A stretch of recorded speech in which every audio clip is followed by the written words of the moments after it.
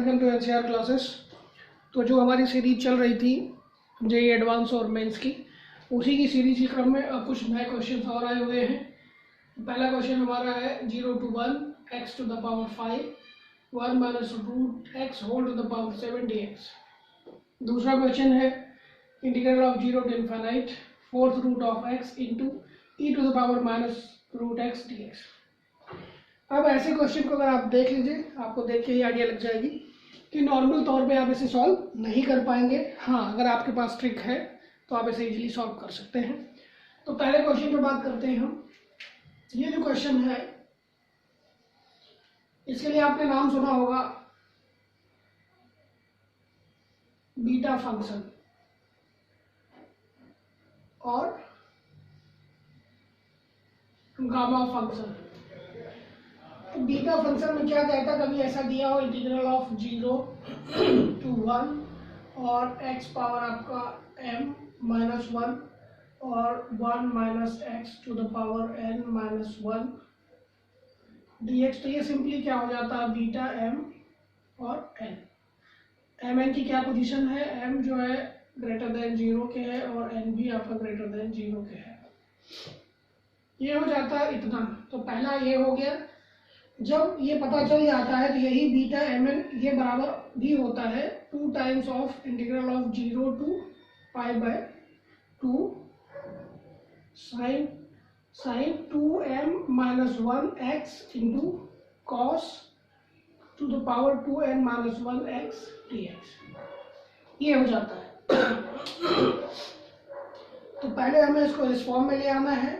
जब ये फॉर्म आ जाता है तो इसको डायरेक्ट हम ऐसे लिख सकते हैं। अब ऐसे लिखने के बाद फिर हम यहाँ क्या करेंगे, गामा फंक्शन यूज करेंगे, जो गामा फंक्शन की प्रॉपर्टी हम फिर बताएंगे।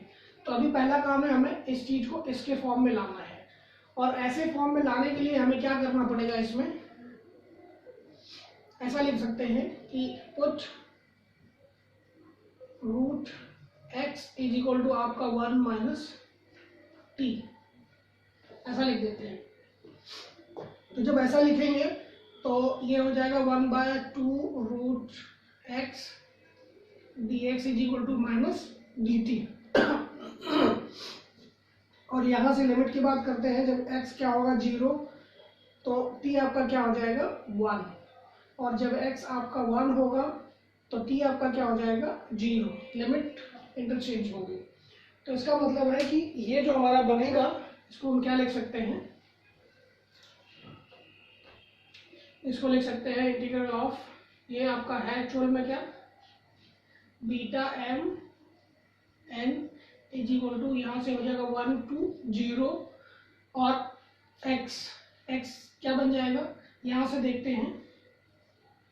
यहाँ हमारा क्या होगा, x इज इक्वल टू क्या हो जाएगा 1 माइनस टी का स्क्वायर, ये होगा।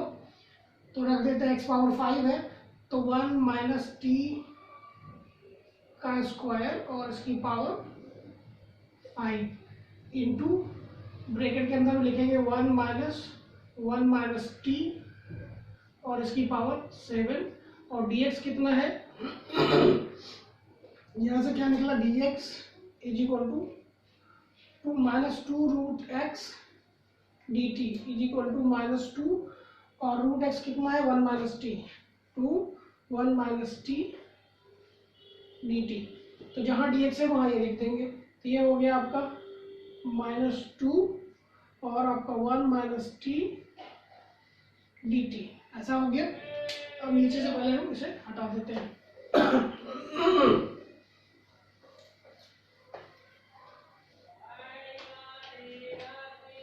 देखिए ये जो माइनस है इसको इधर ले आते हैं तो लिमिट चेंज हो जाएगी हमारी। जब माइनस अंदर जाएगा तो ये 0 to 1 हो जाएगा। तो पहला काम तो ये कर लेते हैं। तो यहाँ से हो गया 0 to 1। अब यहाँ 1 माइनस टी का स्क्वायर है और पावर 5 है, तो क्या हो जाएगा 1 माइनस टी की पावर 10 और ये 1 माइनस टी यहाँ पे भी है तो इसको हम 11 लिख देते हैं। तो इसका मतलब ये और ये टर्म पूरा खत्म, 2 यहाँ था 2 बाहर लिख देते हैं। अब बचता है यहाँ से जब ब्रैकेट खोलेंगे तो ये हमारा माइनस होगा और ये प्लस हो जाएगा, मतलब ये भी खत्म हो गया। तो यहाँ रह गया t टू द पावर 7 और dt हो गया। इसका मतलब इसको कुछ ऐसा लिख सकते हैं 2 इंटीग्रल ऑफ 0 to 1 और यहाँ से आपका हो गया t to the power 7 और 1 minus t to the power 11 dt। हमारा फार्मूला क्या था 0 to 1 x to the power m minus 1 और 1 minus x to the power n minus 1 dx। तो ये हो जाता है बीटा m और n। ठीक है, तो इसको इस तरह से लिखते हैं। तो यहाँ क्या हो जाएगा 2 integral of 0 to 1 t to the power 8 minus 1 और 1 minus t to the power 12 minus 1 dt। इससे हमें क्या पता चल गया, ये कितना हुआ m, ये कितना हुआ n। तो ये बराबर बन गया आपका बीटा 8 और 12। ये बन गया बीटा 8 और इतना चीज है, लेकिन यहाँ 2 टाइम्स है तो यहाँ 2 हुआ। ठीक है, तो इसका मतलब ये पूरी चीजें हमारी आ जाएंगी। यही देखने वाली चीज है।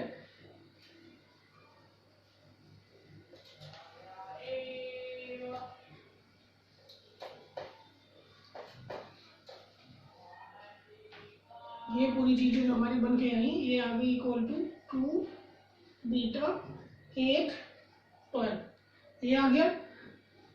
और हमने बोला था यही जो बीटा इतना है ये बराबर किसके होता है 2 times of 0 to pi by 2 sine to the power 2m minus 1x into cos to the power 2n minus 1x dx। तो ये 2 टाइम्स है तो ये कितना हो जाएगा 4 टाइम्स हो जाएगा। Is equal to 4 times of integral of 0 to pi by 2 sine to the power 2m minus 1 2 into 8 minus 1x और cos to the power 2 into n 12 minus 1x dx। ये हो गया। इस फॉर्म में जब आ गया अब हम नेक्स्ट फॉर्मूला यूज करेंगे। तो इसको सिंप्लीफाई कर लेते हैं। क्या बन गया 4 integral of 0 to pi by 2 8 जा 16 minus 1 15 sine to the power 15x और 24 minus 1 cos to the power 23x dx। अब हम लगा देंगे गामा फंक्शन, जो क्या कहता है अगर कभी ऐसा हो 0 to pi by 2 sine to the power mx cos to the power nx dx। तो सिंपली क्या बन जाता है gamma m plus 1 by 2 gamma n plus 1 by 2 divided by gamma of m plus n plus 2 by 2 लगा देते हैं। तो यहाँ से हो गया 4 times of gamma 15 plus 1 by 2 15 plus 1 by 2 gamma 23 plus 1 by 2 divided by gamma 15 plus 23 plus 2 by 2। ठीक है, ये लगा दिया। अब आगे बढ़ाते हैं। तो ये बन जाएगा आपका 4 और 15 प्लस 1 बाय 2 मीन्स गामा 8। यहाँ से क्या आ गया गामा 12 डिवाइडेड बाय यहाँ से क्या आ जाएगा 15 23 प्लस 2 25 और 5 30 प्लस 40। तो आपका कितना हो जाएगा